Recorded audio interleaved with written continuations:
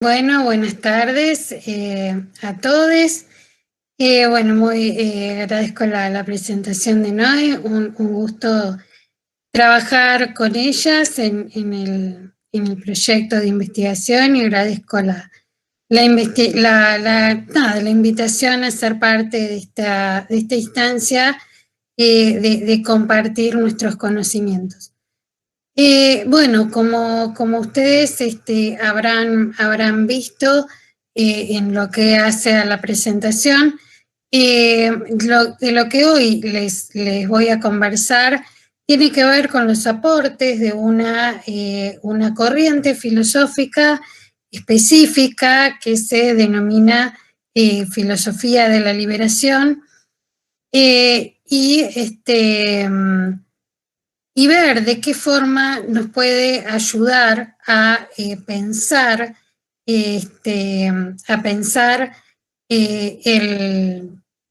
el turismo, ¿no? Disculpen que voy a cambiar el diseño de la pantalla. Bien, entonces,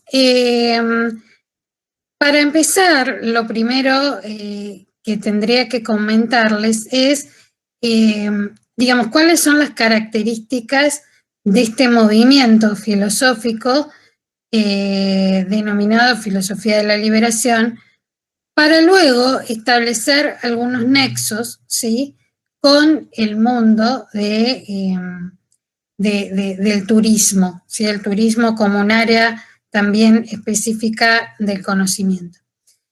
Y en ese sentido, bueno, comentarles que el movimiento de la filosofía de la liberación es justamente un movimiento filosófico que nace en las fines de la década del 60 y principios del 70, en donde en toda Latinoamérica, digamos, la premisa de la liberación fue un lema de praxis, de transformación, de muchos movimientos políticos que en ese momento histórico, digamos, también empezaban a cuestionar lógicas que denominaban de dependencia, ¿sí? Lo que la teoría de la liberación, en realidad, fíjense esto, a ver, ubiquémonos temporalmente, década del 60-70, hay muchas disciplinas que empiezan a formularse en estos términos de liberación. Pensemos, por ejemplo, en la pedagogía de la liberación de Paulo Freire, justo hoy en un día muy particular para los docentes, vayan nuestros saludos. Entonces tenemos la pedagogía de la liberación, tenemos la sociología de la liberación, la psicología de la liberación. Pues bien, ¿a qué refiere esta idea de liberación? Refiere a explicitar que en realidad hay un movimiento dialéctico precisamente entre dependencia y liberación, que lo que hace es que esta generación se cuestione si, a pesar de todos los movimientos independentistas, digamos, que constituyeron nuestros estados nacionales como tales, éramos independientes, ¿sí? O dicho de otra manera, si las lógicas de la dependencia y la opresión de los centros de poder, digamos, de poder económico y político, seguían vigentes. Pues bien, digo, a ver, la respuesta cae un poco de madura y en este sentido, digamos, frente a la realidad de que esas cadenas de dependencia en lo económico, en lo político, en lo cultural, seguían teniendo vigencia, se proponen discursos, digamos, cuando decimos discursos, son nuevos abordajes teóricos geopolíticos. Y acá ya me meto en una categoría que, bueno, que trabajábamos. Yo le preguntaba a Noé, bueno, que hay otra charla que trabajamos hace unos 2 años, pero, y bueno, no quería repetirme, pero bueno, teniendo en cuenta que hay compañeros que, bueno, que no estuvieron la vez anterior, lo reitero. La categoría de geopolítica es una categoría que acuña justamente el movimiento de la filosofía de la liberación. ¿Y en qué sentido, digamos, lo acuña? En el sentido que cuando decimos que son disciplinas, son movimientos teóricos que formulan nuevos discursos, lo que estamos planteando en realidad es que de los discursos que ya habían en cada disciplina, lo que intentan hacer es pensarlos en primera persona y desde voces propias, que tengan en cuenta justamente un anclaje territorial en primer lugar. Y en ese sentido, digamos, a ver, empiezan a tener justamente y precisamente otros significados, categorías que se venían usando indistintamente.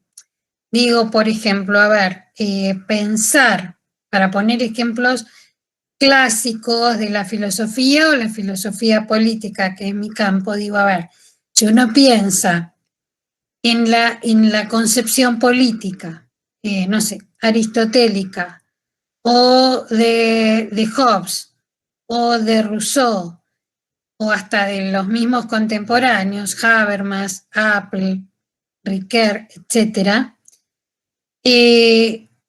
nos vamos a encontrar que pensar, o sea, traspolar esas categorías a nuestros territorios y puede quedar un poco bastante desfasada. Digo, a ver, cuando Habermas habla de la política, del consenso discursivo basado en una comunidad política, está teniendo a la comunidad política europea en mente, más específicamente a la alemana.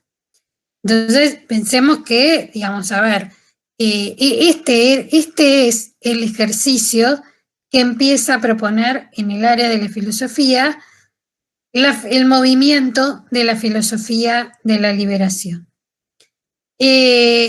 Pensar esas categorías, digamos, de la ética, de la pedagogía, de la política, etcétera, y bueno, y obviamente en sentidos filosóficos, desde nuestros propios anclajes territoriales. Y en ese sentido es que también otra de las premisas, digamos, de las que parten, tiene que ver con la idea de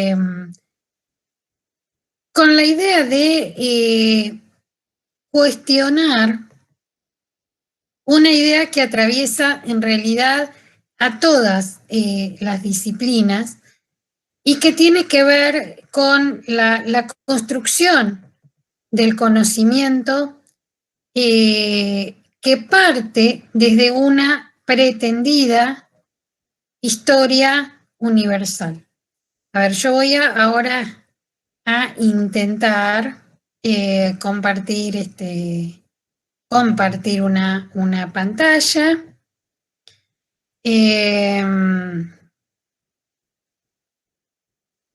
Nadia, si te fijas sí. Abajo, ¿la viste? Acá está. Ah, ¿viste? Bueno, ¿ahí se ve bien? Sí, Nadia, se ve bien, sí. Ya se ve, perfecto. Bueno, entonces, una de las premisas de las que parte la filosofía de la liberación es justamente la de cuestionar esta construcción del conocimiento, reitero, de todas las disciplinas del saber occidental, y que tienen que ver con esta idea de la famosa historia universal. Entonces, acá les traigo una placa de esto que plantea Dussel y que dice lo siguiente. Nosotros hemos estudiado la historia universal en el secundario y en la universidad, dividida en 3 partes: la antigüedad, la Edad Media y la Edad Moderna. Entonces yo siempre pregunto, levanten la mano aquí, ahora, ¿quién estudió la historia universal con otra periodización? Nadie levanta la mano. Y esa pregunta la he hecho en Manila, en Kenia, en Harvard, y nadie levantó la mano. ¿Cómo es posible que la antigüedad, la Edad Media y la moderna sea el modo de pensar la historia universal en todo el mundo? Y entonces empiezo. Somos unos alienados mentales. Pues bien, entonces, ¿cuál es la idea que atraviesa también esta idea de historia? Ahora pregunto, disculpen, para dejar de compartir. Sí, ya no se ve, Nadia. Ah, buenísimo, buenísimo. Dale, bien. Entonces, justamente esta idea de historia universal, precisamente lo que hace es dejarnos siempre por fuera de esa historia universal, ¿no? Y en qué sentido digo que nos deja fuera de la historia. Bueno, quizás lo podría dejar, ¿no? Porque es como una idea potente. Digamos, ¿en qué se cuestiona esta idea de la historia universal? Desde el principio básico, que como latinoamericanos, latinoamericanas, o como hoy se está resignificando como pertenecientes al territorio de Abya Yala, que es como se nombraba aún antes de la famosa conquista, que a eso vamos. Digamos, la historia de Latinoamérica empieza a tener significado a partir y solo a partir de el apogeo de lo que también nos enseña la academia como la modernidad europea. Es decir, Amerindia aparece en la historia universal a partir de 1492 y aparece en los términos que Europa la formula. Y en este sentido es que nuestro acercamiento, ¿no? A nuestros propios territorios ya empieza a estar teñido de una mirada que, como diríamos también desde los planteos de la ética dusseliana, es una mirada, ¿sí?, que ya viene con un poder ejercido sobre aquello que se mira. ¿A qué me estoy refiriendo? Me estoy refiriendo a que la mirada del europeo, hacia todo lo que es Latinoamérica, bueno, Latinoamérica, África y Asia, solo por decir lo que estos movimientos empiezan a entender como la periferia. La periferia está construida por un centro que se autodenomina como centro. Es decir, Y acá viene, digamos, algunos de los planteos que continúan o profundizan esta idea de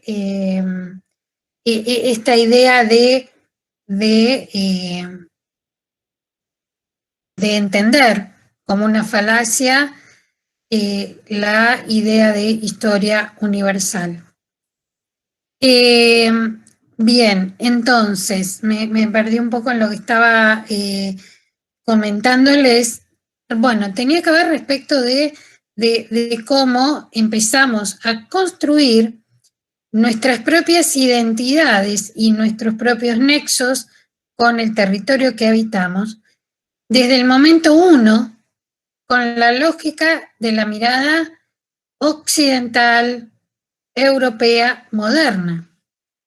Lo cual es lo mismo que decir, desde construimos nuestra identidad desde la racionalidad moderna, que es una racionalidad blanca, occidental, heterosexual, masculina, patriarcal, burguesa, ¿sí? Porque la idea de ese hombre occidental letrado, bueno, no es la del obrero de fábrica, ¿no? Es la de el burgués, ¿no? Digamos, el burgués, y con acceso a un determinado conocimiento, tampoco es cualquier burgués. Entonces, digo, este ideal de subjetividad moderna es con la cual nos enseñan a acercarnos a nuestros territorios. En este sentido, es que, digamos, esta lógica, ¿no? Esta lógica, otro de los planteos que sostiene es justamente poner una fecha de inicio, ¿no? De este proceso que nos empieza, por un lado, a construir, y acá Dussel hace un juego de palabras, porque él habla que no hubo un descubrimiento de América, que lo que hubo fue un encubrimiento de América, ¿sí? Entonces, desde ese lugar, lo que fue encubierto fue nada menos que nuestro conocimiento, que nuestros idiomas, que nuestros legados ancestrales, ¿no? Y en ese sentido es que quisiera pasar a esta otra idea para ya dejar como este lugar también, digamos, a que haya algún intercambio. A esta idea que plantea Dussel y que tiene que ver con lo siguiente.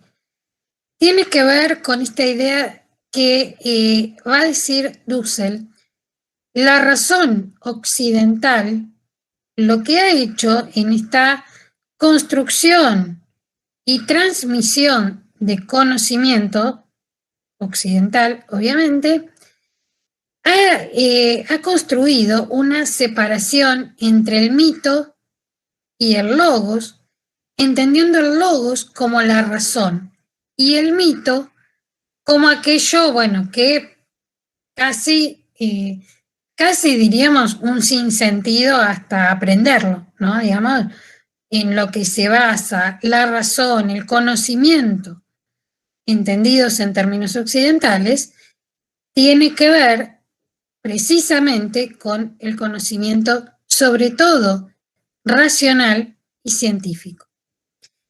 Y en ese sentido es que Dussel nos va a proponer resignificar este sentido de mito, pero resignificar el sentido del mito desde y a partir del conocimiento que el mito otorga como valor social, ¿no? Entonces, les comparto otro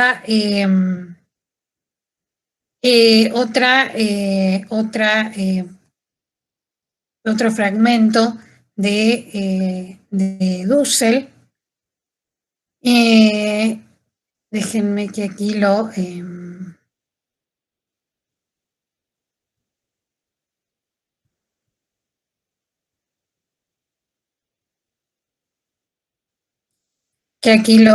se los comparto,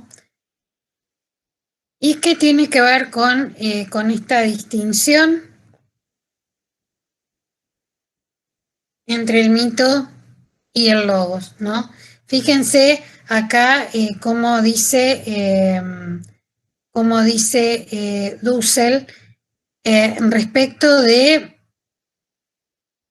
esta idea, ¿no?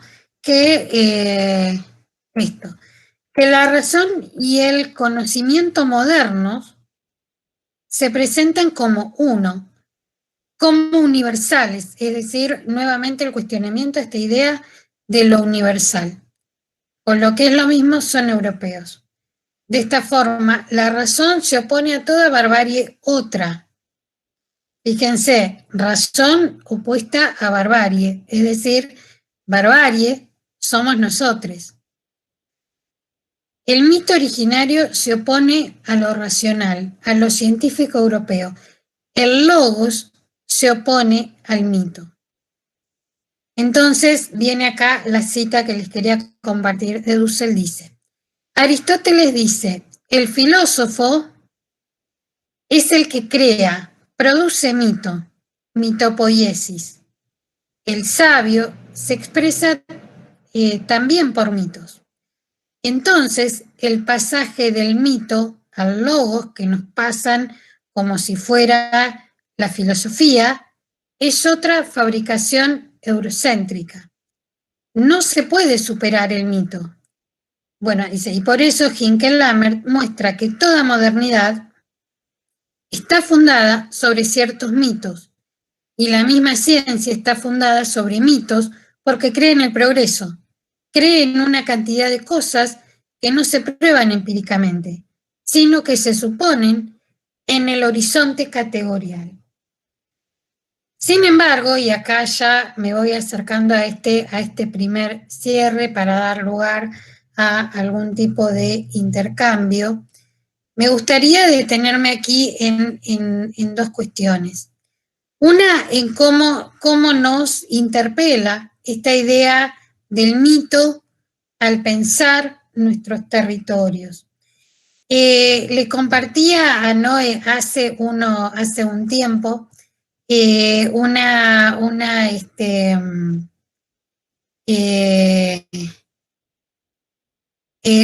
a ver, voy a probar, ahora no sé, no.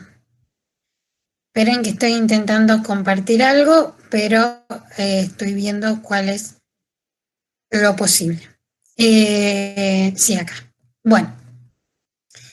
Le compartía a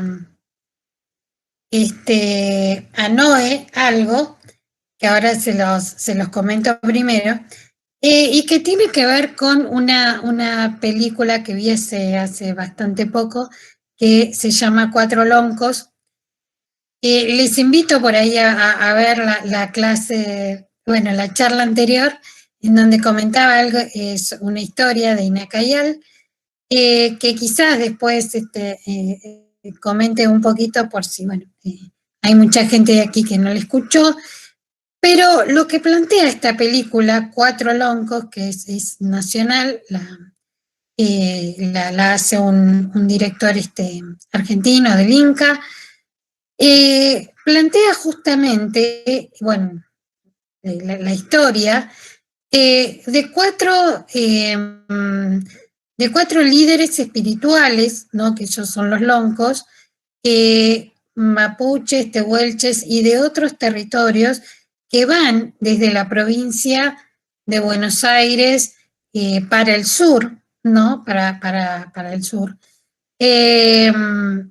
del territorio argentino actual, y va mostrando, digamos, los nexos, digamos, y cómo se fue construyendo esta idea actual, Estado mediante, ¿no? Estado Nacional Argentino mediante, Estado Nacional Militar Argentino mediante, digamos que construyó desde las fronteras hasta estos límites, ¿no? Y esta segregación de lo que era todo territorio de los pueblos originarios en lo que fueron las provincias del territorio nacional, relegando a las comunidades de los pueblos originarios a lugares inhóspitos en aquel momento y que hoy son realmente territorios en disputa porque son hoy las grandes maravillas justamente del turismo, ¿no? Hablo de específicamente la cordillera. Pensemos que en el 1800 vivir en territorios como Villa La Angostura, como, no sé, pienso en San Martín, todos los lugares que hoy son realmente paradisíacos. Bueno, en 1800 ni les cuento lo que serían, ¿no? Pero hoy tienen justamente otro valor de mercado que en ese momento básicamente eran lugares donde la vida, yo diría, fue casi una lucha diaria, ¿no? Reitero, por lo inhóspito del territorio. Y que dicho de paso, en la actualidad se las quieren, también se las quieren sacar. Se las quieren seguir sacando, ¿no? Digamos, porque ahora tienen valor. Bueno, pero digo, todo esto está ligado a esta historia de 1492 negada. Entonces, este dato, y con estas dos menciones voy cerrando, que le compartía Noé, compartirle esa película que además se las recomiendo. A mí me interpeló desde el siguiente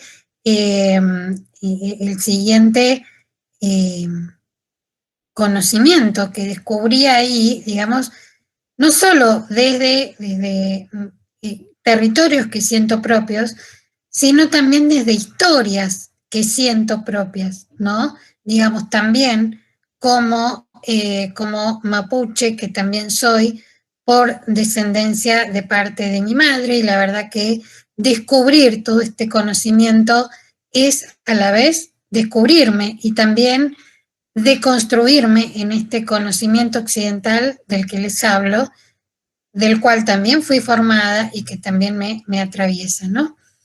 Entonces, aquí estaba lo que yo les compartía a Noé, y que tiene que ver con, digamos, con cómo estos 4 loncos situados en territorios, ¿no? Tal como hoy los conocemos, a mí me hacía acordar a esta idea que les compartí anteriormente de Dussel respecto del mito, ¿no? Particularmente me había llegado esta referencia que hacía la película de uno de los loncos, ¿no? Del lonco Catriel, que planteaba que concurría a las sierras de Curamalal. Aclaramos que por ahí los nombres están occidentalizados. Pero, están en las sierras de Curumaral, iban para, digamos, como parte de ceremonias ancestrales, iban a buscar o a pedirle a las montañas poderes, determinados poderes, ¿no? La película, bueno, no se explaya más, digamos, porque, a ver, creo que también lo que es más que significativo tener en cuenta desde este abordaje es que para nuestros pueblos originarios todo el territorio tiene vida, todo tiene vida, las piedras tienen vida, las montañas tienen vida, y son fuerzas que además, con toda la generosidad que siempre nos brinda la naturaleza, transmiten esa fuerza. Y la verdad es que eso me atravesó, ¿no? Me atravesó en mi propia experiencia vital, les diría, porque si hay algo que los patagónicos quizás compartimos es esta conexión con estos espacios naturales, abiertos, lagos, montañas, en donde realmente sentimos esa fuerza que nos brinda la naturaleza.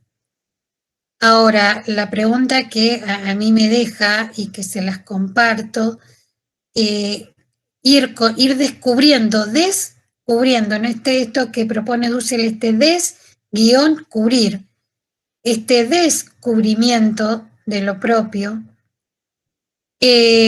bueno, cuánto de lo negado hay en nosotros mismos y que también nos hace acercarnos de distintas formas a nuestros propios territorios.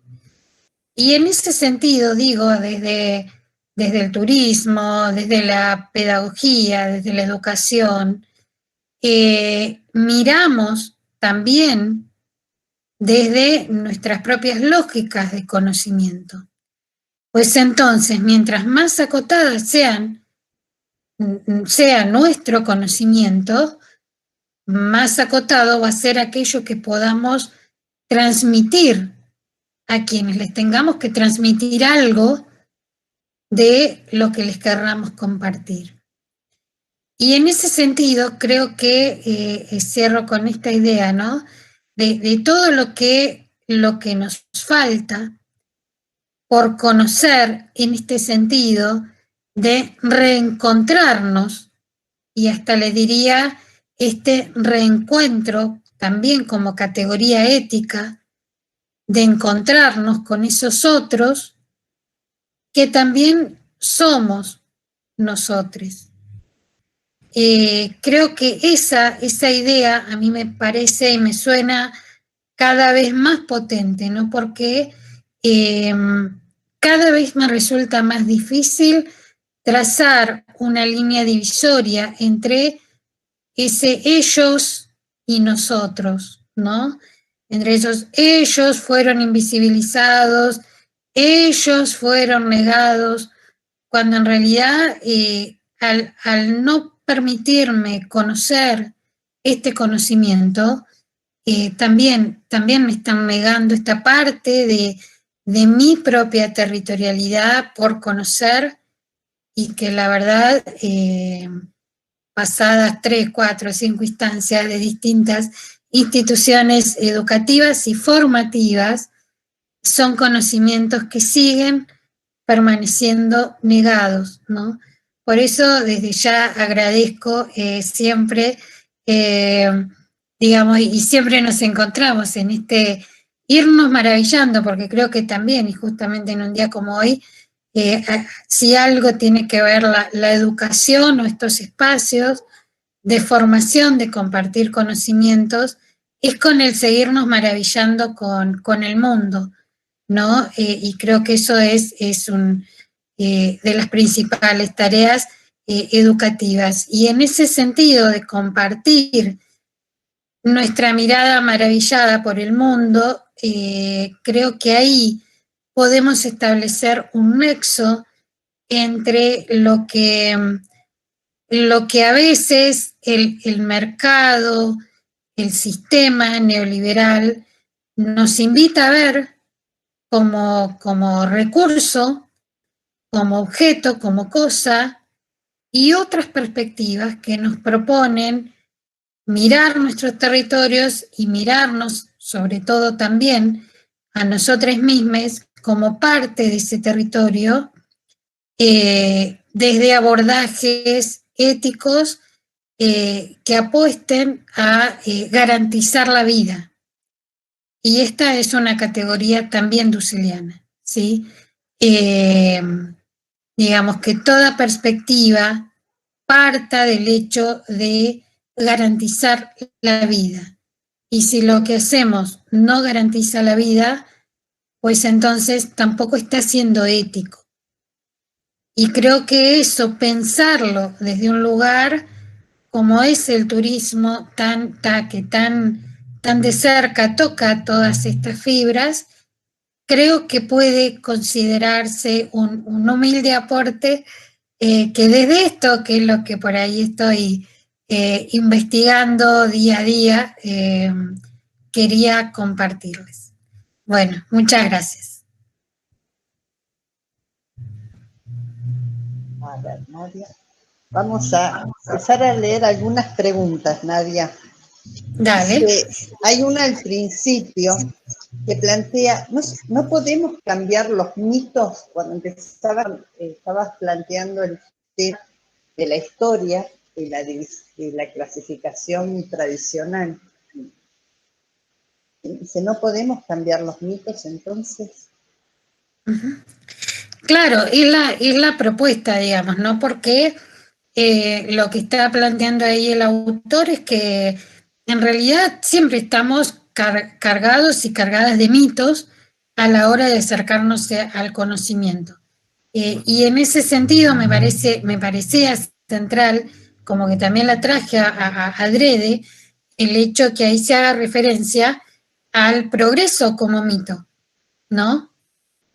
Digamos, la modernidad se apoya en la idea de progreso. Bueno, a ver, esta idea de progreso no se apoya en nada, es un mito, pero es un mito que justamente da sentido a lo que se ha hecho. Entonces, yo creo que sí, que justamente la propuesta es cambiar los mitos, porque justamente en las condiciones actuales que hoy estamos, justamente con Noé siempre lo hablamos, ¿no? De este aislamiento, de lo que ha hecho esta pandemia, este virus, ¿no? Que quizás hasta sea creación humana. Bueno, ahí tiene que caer ese mito de progreso. Pero sin embargo, desde las lógicas occidentales, es más fácil decir, bueno, no, este mito de la montaña que te da un poder no tiene sentido, no tiene significado, con lo potente de la idea de significado, no tiene significado, pero sin embargo sí se lo da la idea de progreso. Entonces, creo que sí, que justamente no sé quién hizo esa pregunta, pero va por ahí. Justamente la propuesta es cambiar los mitos. Antonella Chameli dice, ¿cómo reconstruimos? Y no dice así porque fue estudiante, la conozco hace algún tiempo cuando íbamos a dar clases a San Martín. Dice, ¿cómo reconstruimos la historia universal de Latinoamérica desde una mirada filosófica occidental? ¿Cuál sería el punto de partida para su análisis desde el punto de vista de la liberación territorial? ¿Querés que te la vuelva a leer? Sí, por favor. Dice, ¿cómo reconstruimos la historia universal de Latinoamérica desde una mirada filosófica occidental? ¿Cuál sería el punto de partida para su análisis desde el punto de vista de la liberación territorial?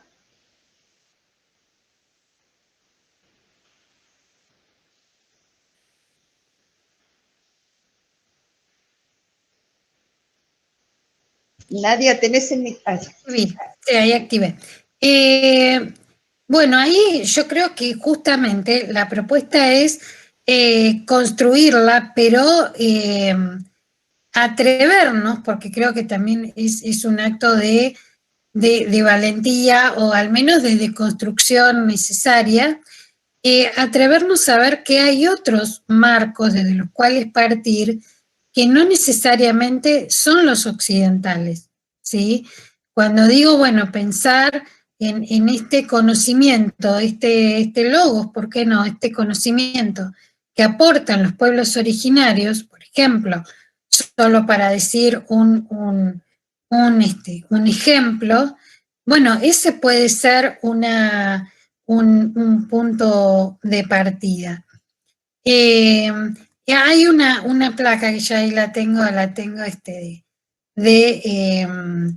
de otras presentaciones, pero que me parece que viene bien, y que es algo que plantea José Martí, ¿no? En este sentido, y que dice lo siguiente, ¿no? Injértese en nuestras repúblicas el mundo, pero el tronco ha de ser el de nuestras repúblicas. Fíjense que aparte esta imagen tiene atrás un mapa invertido, ¿no? Lo cual hasta nos está invitando, ¿no? a reconstruir hasta nuestra geolocalización por ejemplo, pensar el arriba y el abajo. En la construcción actual, por ejemplo, cartográfica, o casualidad, Latinoamérica, África y Asia están abajo, ¿no? Los que están en el centro y arriba son América del Norte, Europa, bueno, y no mucho más, ¿no? Porque, digamos, todo lo que es Europa del Este está bastante también relegado. Entonces, pienso que hay mucho por descubrir desde eso que justamente las historias, la filosofía occidental no trabaja. Ahí está el desafío.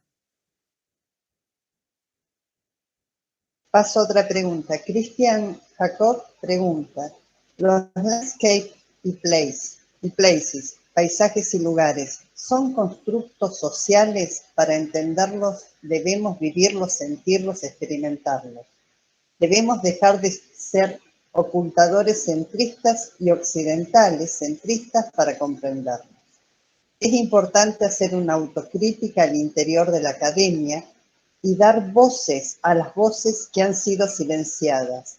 Construyamos narrativas y discursos multivocales. Sí, creo que es más un comentario que una pregunta. No sé si querés agregar algo, Nadia. No, sí, digamos, a ver, creo que sí, que la invitación es a cuestionar nuestras propias formaciones en este sentido, ¿no? Y desde ese lugar, yo siempre comento que en mi propia formación, yo tuve filosofía antigua, medieval, moderna y contemporánea, y en ninguna, digamos, a ver, no tengo como parte de lo que es la formación universitaria, filosofía latinoamericana. Lo que hay es una materia que se llama pensamiento latinoamericano, lo cual ya nos marca una diferencia epistemológica, porque, a ver, no habría en Latinoamérica filosofía, sino como cuanto mucho pensamiento. Es decir, llegamos a pensar, pero no nos da para el siguiente paso, que es filosofar, que es hacer filosofía, ¿no? Y esa es la premisa desde la que parten muchos programas de estudios actuales hablo de filosofía, pero pensémoslo cada quien en su propia formación, y de las ausencias es lo que nos tiene que dar la pauta de lo que está siendo negado. Florencia Moscoso dice, es súper interesante el tema de la filosofía de la liberación.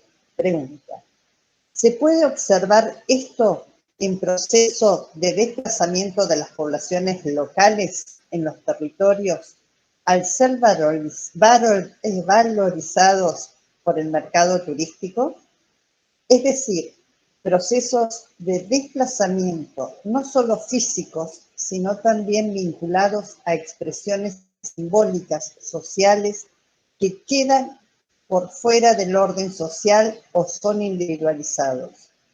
El turismo valoriza ciertas expresiones culturales que en muchos casos es la historia contada por los vencedores. Bueno, totalmente de acuerdo y creo que un poco la intervención iba en ese sentido, ¿no? Es decir, desde el área del saber del turismo, también hay una inserción concreta y muy fuerte al territorio. Entonces, por eso es que hacía hincapié en la forma en que miramos ese territorio.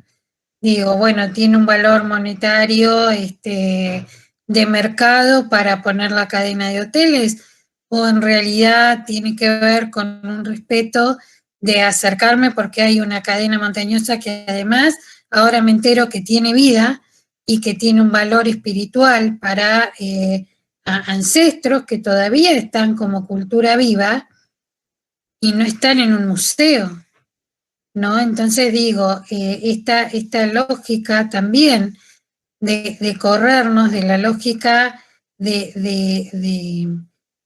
que el otro, las comunidades o el territorio mismo es o puede ser objeto de museo de mi visita, ¿no? Voy, visito, saco la foto, toco, me meto. No. Digamos, creo que si esa es la pregunta, creo que se entendió perfecto, digamos, el planteo, porque creo que, bueno, quizás ya a esta altura lo podemos decir, ¿no? Esta postura es incompatible con un neoliberalismo, ¿no? Que cosifica y todo lo convierte en mercancía, ¿no? Y desde ese lugar, bueno, se apuesta a prácticas que, como decían por acá algunos de los comentarios, bueno, prácticas que nos atraviesan desde lo humano y desde lo comunitario. Hay otra pregunta de Antonella Chamelli. Dice, ¿la organización del pueblo mapuche no era patriarcal en cuanto a la organización social? Pregunta. Sí, sí, lo era y quizá y lo sigue siendo. Digamos, a ver, el problema del patriarcado, digamos, del patriarcado y sus consecuencias terribles son males que atraviesan a todas las comunidades y de hecho las comunidades, hablo de las mapuches porque bueno, estoy aquí en Neuquén con las que tenemos contacto, digamos, vínculos desde estos lugares y también desde amistad, es algo que nos comentan todo el tiempo, es decir, es un problema que aún hoy les atraviesa, ¿no? Y en ese sentido, son estructuras sociales construidas, digamos, que atraviesan y atravesaron a todas las comunidades.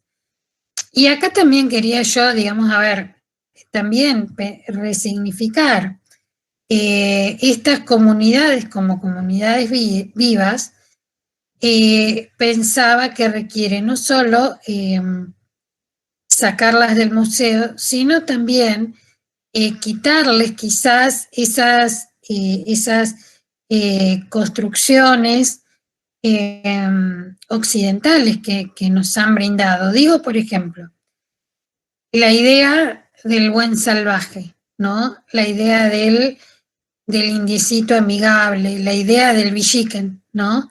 Eh, algo tan nefasto para las infancias, digo, esa construcción de lesotres, esta mirada del indiecito con la pluma, esta mirada de, no, a ver, obvio que eran comunidades que expansionistas territorialmente también, que eran comunidades que se expandían a través de la guerra, pero la guerra también tomada como herramienta, parte de la herramienta de lo político, y acá estamos hablando, ¿no?, de pesos pesados. Digo, a ver, las comunidades mapuches fueron las únicas que no permitieron que el imperio inca siga avanzando en su expansión territorial hacia el sur.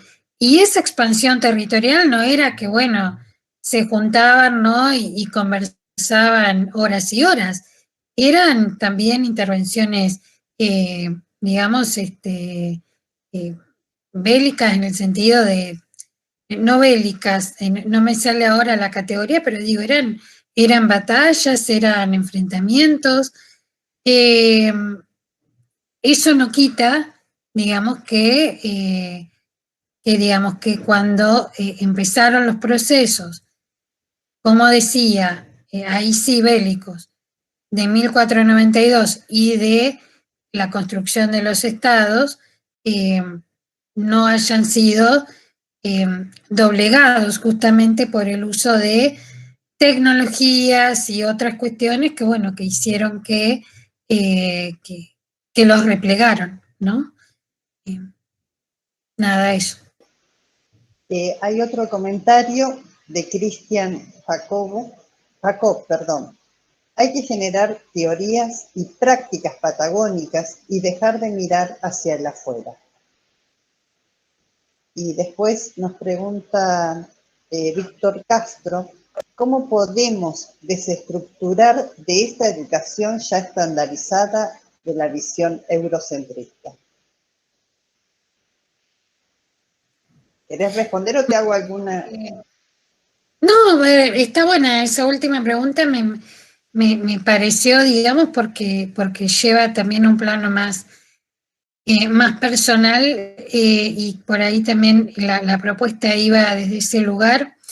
Creo que pensarnos desde estos otros lugares no occidentales, hay una idea que a mí me parece muy potente también de José Martí, y que tiene que ver con una pregunta fundante desde lo que desde la filosofía denominamos ontología, que es las preguntas en torno al ser, ¿sí? Es decir, las preguntas en torno al ser, al qué somos, quiénes somos. Entonces, José Martí es quien dice que esa pregunta tiene que ser la primera que nos hagamos como para empezar otros recorridos de los cuales ya nos dieron las respuestas, ¿sí? Es decir, porque, a ver, nosotros como latinoamericanos, ¿no?, ya nos dieron las respuestas. Somos los atrasados, somos los periféricos, somos los tercermundistas, somos los incivilizados, somos los sin alma. Y entonces,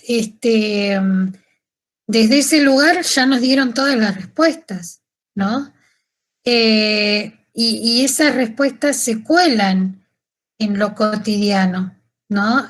Todo el tiempo. Entonces, creo que partir desde esa pregunta tan central, yo le agregaría decir, bueno, ¿quiénes somos?, ¿no?, como primer lugar, y agregarle quiénes somos por fuera de lo que nos dijeron que éramos. Porque ahí es donde tenemos que empezar a erigir un discurso propio, en primera persona, con voz propia, y decir, bueno, a ver, ¿quién soy? Y bueno, y capaz que soy hija de mapuche, padre español, no sé, me interpelan estos conocimientos porque mi parte mapuche vino corrida desde la provincia de Azul, de Buenos Aires, ¿no? E hizo ese recorrido que comentan los documentales hasta llegar a las cuevas de Aluminé, por ejemplo. Digo, por parte de mi madre, no mis raíces mapuches. Entonces digo, quizás haciendo esas preguntas del quién soy, y bueno, y entonces yo no sé hasta dónde se tensiona eso a nosotros los occidentales, ¿no? Y a veces eso, cuando ya estamos más metidos en estos abordajes, bueno, cuando alguien dice, bueno, nosotros los occidentales, y bueno, no, no, lo dejamos con puntos suspensivos. Bien. Jessica Calderón Moreno pregunta, ¿qué elementos geopolíticos podemos usar para el análisis del territorio? Bueno, creo que un poco lo que veníamos conversando, y que, bueno, estaba leyendo ahí algunos de los aportes del chat, tiene que ver con justamente con apoyarnos y reivindicar en todo caso aquellos abordajes que seguramente ustedes también los tienen desde el turismo, que apelan a encuentros con el territorio más humanizados. Y creo que, y revalorizando la idea de lo humano, ahora me posiciono desde esta construcción también dusseliana de decir, bueno, a ver, nacemos de otros, no podemos existir ni en una individualidad absoluta, ni es real que seamos egoístas por naturaleza. Digamos, hay otros anclajes teóricos, epistemológicos que nos permiten pensarnos siempre con un otro, ¿no? Y desde ese lugar de pensarnos con un otro, la propuesta es construir, ¿no? Diríamos desde esta imagen más como puentes, que justamente como colonizadores. Y bueno, ustedes sabrán mejor que yo, y ha habido históricamente esta mirada colonizadora también ante el territorio, ¿no? Entonces digo, bueno, vuelvo a lo mismo, ¿no? Cómo sintiéndonos parte, esta famosa idea, esta tan que se está, por suerte, retomando esta vuelta a la idea de la Pachamama, a esta idea más local del Kemefelén, ¿no? Del buen vivir, de la pluriversidad, más que la universidad o la universalidad, la pluriversidad, nos permite desde marcos categoriales firmes también construir abordajes nuevos. Y creo que esto nos pone también en un lugar de creatividad, ¿sí? Es decir, como intelectuales, como productores y productoras de conocimiento, también tenemos que ser creativos y proponer nuevos abordajes, si es que en lo que hay sentimos que, bueno, que hay partes que no están representadas, y a veces esas partes somos nosotros mismos. Digo, a ver, pasándolo a otro plano, pienso, y que también lo hemos trabajado con Noé, pienso en el turismo accesible. Bueno, a ver, sin irnos a esta parte de la decolonialidad, también nos plantea un acercamiento al territorio en donde hay sectores negados, ¿no? Entonces, la negación no solo es intercultural, nos atraviesa como sujetos, como sujetas, en diferentes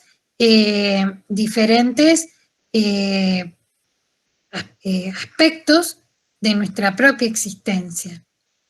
Entonces digo, pensar el territorio desde estos abordajes complejos nos van a hacer a poner en un lugar en donde lo que hay que trabajar y sobre todo lo que hay que transformar es muchísimo, ¿no? Para que realmente nuestros territorios sean territorios fraternos entre las comunidades, sean territorios accesibles para las disfuncionalidades físicas, psíquicas también, y bueno, y que podamos ser todos parte, ¿no? Otra pregunta, Gisela Muñoz dice, ¿qué es lo que se propone entre la filosofía, lo geopolítico y el análisis del territorio? ¿Cuáles son los fundamentos más importantes? Creo que ya algunas cuestiones me parece que las respondiste. Después, sí, Nadine... no, sería reiterar. Sí. No, digo, sería reiterativo. Bien. Nadine nos dice, o sea, que se debería revisar la propia historia geopolítica de América Latina desde antes de 1492 y descubrir nuestros propios mitos para tener un nuevo punto de partida y poder resignificar los bienes culturales y territorios. Muy bien, 10, felicitado. Hay otra pregunta de Antonella Chanelli. Dice, ¿cómo lograr una convivencia entre lo ancestral y el mundo actual capitalista? ¿Cuál sería su visión para lograr un equilibrio para que realmente hablemos de todes? Muchas gracias por cada devolución. ¿Nadia? Sí, acá estoy. Estaba acá con un vasito de agua. Sí, a ver, yo creo que, a ver, tiene varias posibles respuestas a la pregunta. Pienso que,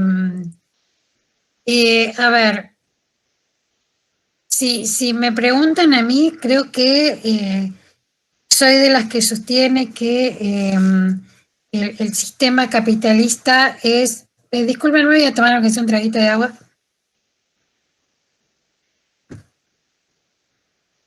Que el sistema capitalista es incompatible con la vida. Así de contundente.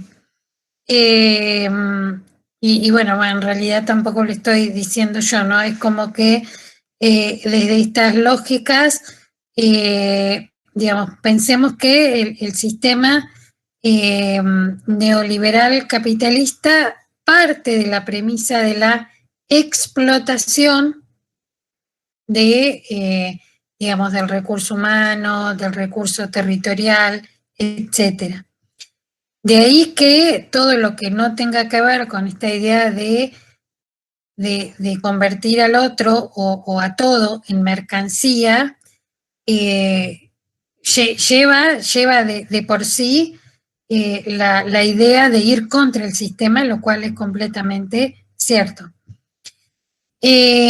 Ahora bien, calculo que hay puntos intermedios en este sentido y ahí lo llevo a ejemplos de la educación, que son quizás lo que hoy se me ocurre, pero digo, los podemos pensar en general. Pensar esta convivencia entre lo ancestral y lo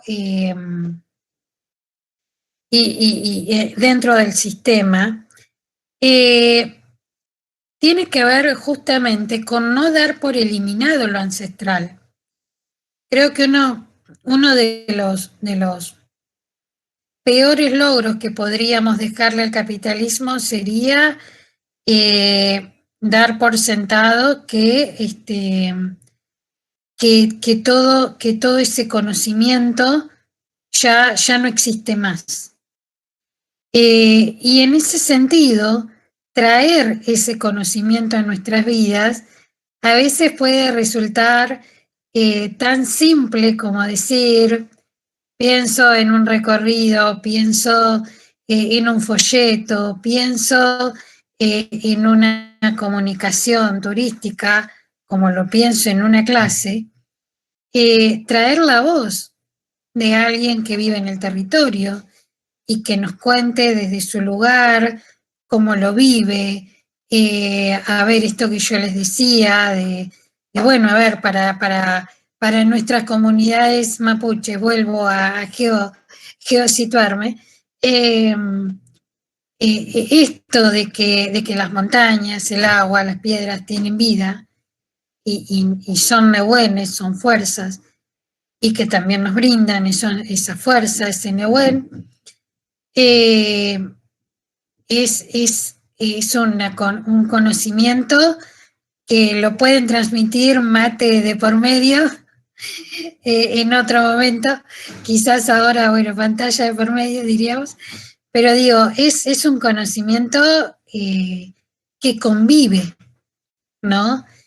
Entonces digo, a ver, hasta el momento en que uno diga, bueno, a ver, nos dimos cuenta que por este lado del sistema no iba y vayamos por otro, creo que hay prácticas que sí pueden ir en contracorriente, al menos de lo que el sistema plantea, ¿no? Digo, si el sistema plantea negación, bueno, planteemos la visibilización. Si el sistema plantea que todo esto no existe más, bueno, mostremos que existe. Si el sistema plantea que no hay conocimiento en esta ancestralidad, bueno, mostremos que sí hay conocimiento y lo que es mejor, hay un conocimiento que hoy nos acercaría más a un buen vivir, ¿no? Que lo que quizás desde la idea de progreso hemos venido cultivando y sosteniendo. Y antes de leerte unos comentarios y otras consultas, en relación a, ¿te recuerdas a principio de año el trabajo que estuvimos haciendo con investigación en el cual analizábamos las encuestas y lo que se había recogido en relación a los pueblos originarios? En más de en un alto porcentaje un desconocimiento a la existencia en sus comunidades, ¿te acordás? Ahí. Sí, totalmente, totalmente, pero por eso digo que cuánta ha sido esta negación, porque aún estando en los temas, diríamos, aún estando inmersos o inmersas en estos abordajes, no paramos de descubrir y descubrirnos en estos territorios. Alejandra Belén, Alejandra Velasco. Hoy en día, desde el turismo, hay un mayor interés por presentar lo auténtico y de forma respetuosa con las comunidades. Sin embargo, hay muchas comunidades que directamente la cultura de sus ancestros lo ven como algo negativo. Durante demasiado tiempo se discriminó la filosofía originaria y muchas personas se alejaron de la misma, optando por la occidental europea, que es la más aceptada. Es un comentario en base, no sé si querés agregar, sino también hay agradecimientos por la charla, por lo que es interesante, que es enriquecedora, y no sé si querés agregar algo más en respuesta a esto, Nadia, algún otro comentario. No, creo que justamente como lo conversábamos, ¿no? Cuando pensábamos la charla o conversamos estos temas, creo que la apuesta más grande, también, como decía uno de los comentarios, que cada quien se deje interpelar por estos planteos, ¿no? Habrá quien algo le quede resonando, digamos, y bueno, quizás habrá quien no también, pero digo, a quien se sienta interpelado en esto de decir, bueno, a ver, ¿cuánto hay de negado en este conocimiento de nuestros territorios? Creo que queda mucho camino por delante, ¿no? Y en este sentido, siempre con Noé conversamos de las maravillas y la riqueza de nuestro territorio. Y a mí siempre me gusta traer como algunos ejemplos, a ver, sin irnos muy lejos, en el norte de nuestro país y estas comunidades de pueblos originarios que, como aquí sucede con Chile, digamos que las fronteras se construyeron después, en esta unión que hay de pueblos andinos, hubo un dato que a mí me fascinó y digo, wow, insisto, todo lo que queda por descubrir. Bueno, los pueblos andinos tienen una temporalidad completamente distinta a la temporalidad occidental. ¿A qué me refiero? Que para estos pueblos andinos, y no quiero equivocarme en decirles el nombre, por eso no los menciono, después se lo mando a Noé para que lo comparta. Por ejemplo, el futuro está por detrás y adelante lo que tenemos es el pasado. Es decir, que lo que nos guía en nuestro andar hacia adelante es el pasado, son nuestros ancestros, y que el futuro es lo que no vemos. Entonces sitúan el futuro atrás, digamos, en nuestras espaldas.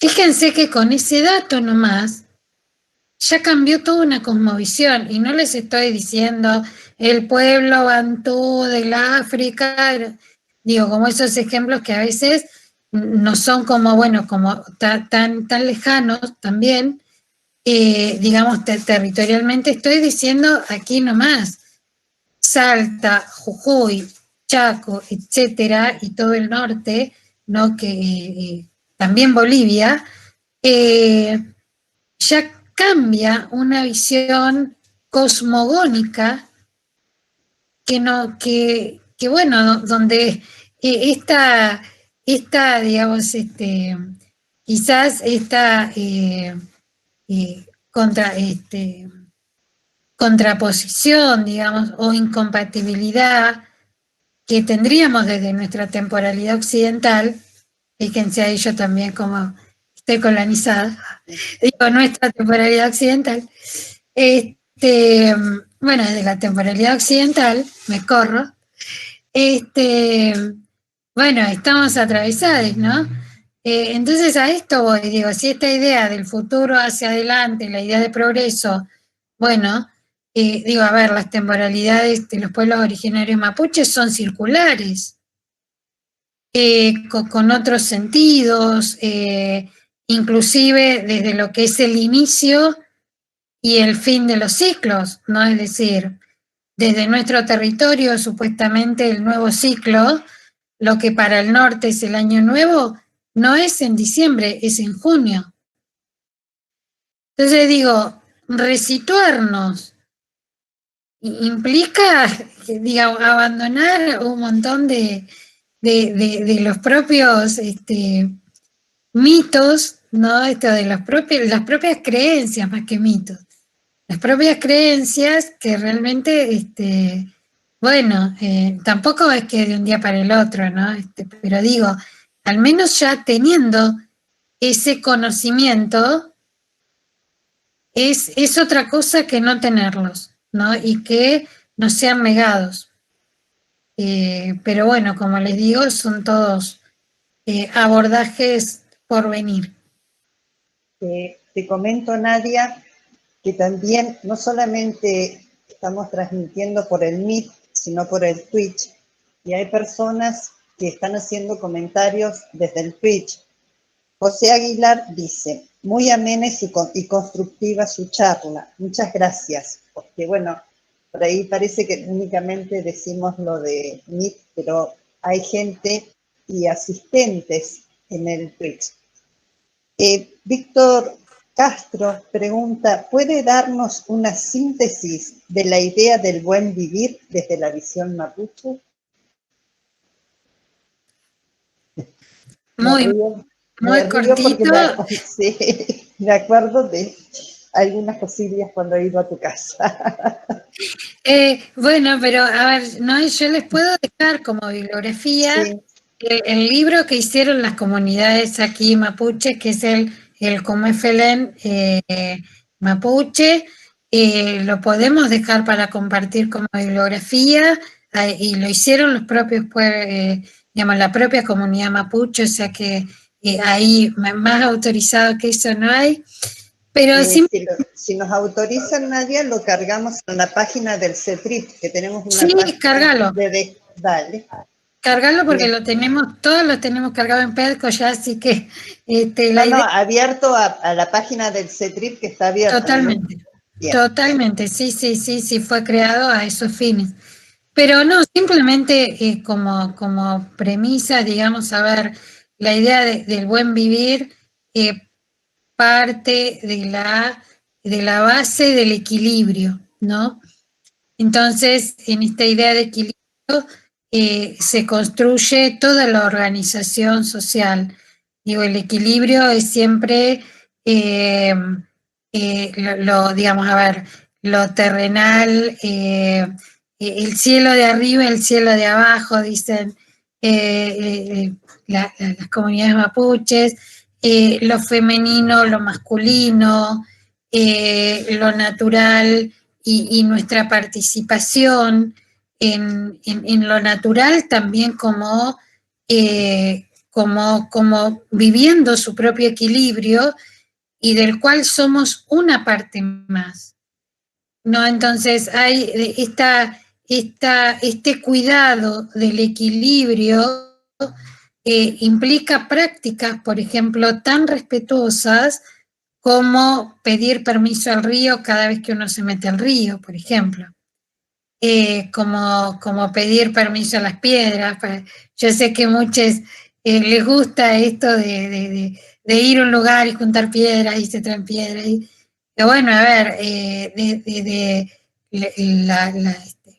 la cosmovisión mapuche, digamos, las piedras viven en sus territorios, entonces bueno, habría que pedir permiso también si uno las mueve, se las trae, ¿no? Digamos, bueno, como ser respeto, ni que hablar de las otras vidas animales, vegetales, y que todo conforma un equilibrio, ¿no? Porque digo, a ver, esto de la generosidad de la naturaleza de la que les hablaba, digo, la medicina como una parte integral de este equilibrio del buen vivir, las comunidades de los pueblos originarios la encuentran en las plantas, no en la farmacia. Sí, es decir, el otro día yo me sentía como empachada, ¿no? Estas cuestiones que... pero digo, a ver, un malestar, y le escribía a mis amigas mapuches y diciéndole, bueno, ¿qué tomo? Y me dieron toda la serie de las plantas que algunas conocía, otras desconocía, como medicina. Entonces digo, y esto es medicina que uno encuentra en la barda, que uno encuentra a la orilla de nuestros ríos, que uno encuentra no sé, en los senderos, ¿no? A veces las jarillas, sin ir más lejos, ¿no? Que crece por doquier, bueno, a ver, todas las propiedades curativas que ofrece la jarilla, el paico y muchas otras plantas más, el yantén, de las cuales me declaro tristemente ignorante por ahora.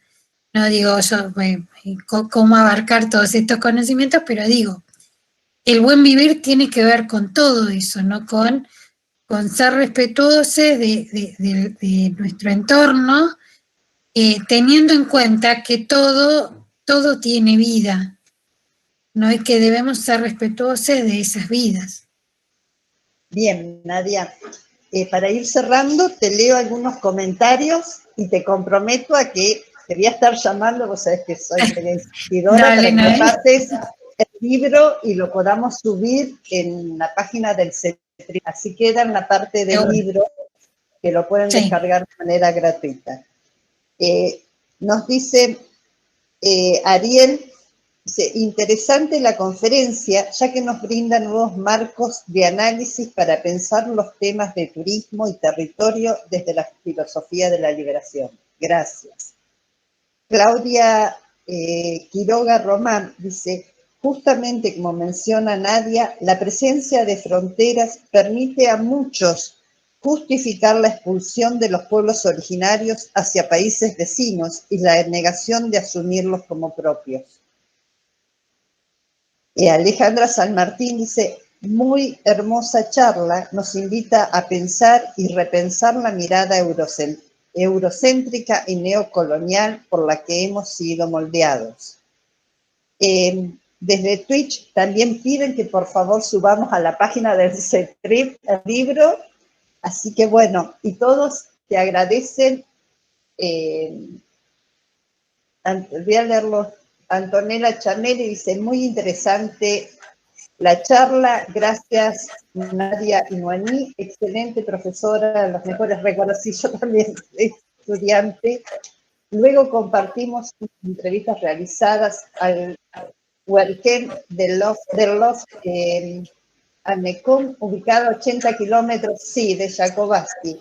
Muy interesante, donde nos cuentan su cosmovisión, parte de nuestro patrimonio inmaterial que debemos transmitir. Yo te agradezco mucho, Nadia, este tiempo, vamos cerrando, ya son las 8:30, pasa todo muy rápido. Invito a los asistentes al próximo jueves 17, donde va a exponer la doctora Lilia Sizumbo Villarreal, de la Facultad de Turismo de la Universidad Autónoma del Estado de México. Es nuestra asesora del proyecto de investigación y con la que siempre hablamos, y va a exponer sobre el turismo rural dinamizador del desarrollo local. Y el viernes 18, turismo e interpretación del patrimonio, una mirada crítica. Me va a tocar a mí cerrar, y después de escuchar tamaños de expositoras, me llena de miedo.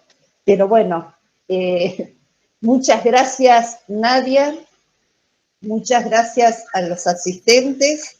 Esperamos, esto es, en las charlas anteriores de Nadia, están, fueron creo las de las segundas jornadas del CETRIP, están en nuestro canal de YouTube, que también están en la parte de las primeras, que fueron las pruebas de fuego, las que fuimos armando, están las de Nadia y están las que se están dando en este momento. Les agradecemos mucho, asimismo visitar nuestra página, que está la revista, hay libros, hay artículos, todo es de descarga gratuita, porque bueno, creemos en la educación pública y la educación para todas y todos y todes, y creemos en esto de que el conocimiento también hay que compartir para seguir creciendo y pensando en otro tipo de turismo, en un turismo que sea para todos, en un turismo que permita la participación de las comunidades, de los locales, que genere trabajo y que genere también el placer de conocer a través del tiempo libre. Muchas gracias, Nadia, y muchas gracias a todos, y nos vemos, y todas, y nos vemos el jueves 17 a las 19 horas. Muchas gracias. Gracias, Noé, un placer como siempre, gracias. No, gracias a vos, Adiós. Nadia. Adiós.